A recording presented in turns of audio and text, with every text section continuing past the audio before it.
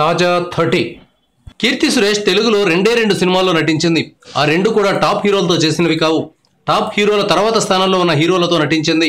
Hero Ram cinema నేను శైలజతో తెలుగు తెరకు పరిచయమైంది కీర్తి. First సినిమాతోనే అసాధారణమైన ఫాలోయింగ్ను తెచ్చుకుంది. యూత్ అంతా శైలజ శైలజ అంటూ కలవరించారు.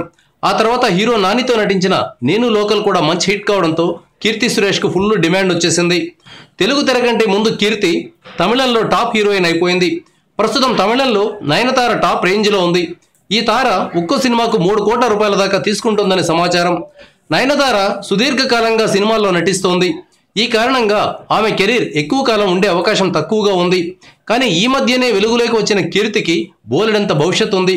ఇలాంటి కీర్తి ప్రారంభంలోనే ఒక్కో సినిమాకు 3 కోట్ల రూపాయలు తీసుకునే స్థాయికి వచ్చింది.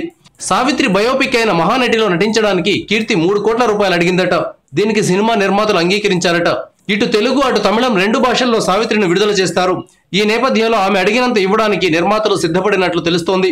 కెరీర్ ఇప్పుడిప్పుడే ఊపందుకుంటున్న వేళ కీర్తి 3 కోట్లు తీసుకుంటే ఆమె రేంజి మున్ముందు ఇంకెంత పెరుగుతుందో చూడాలి.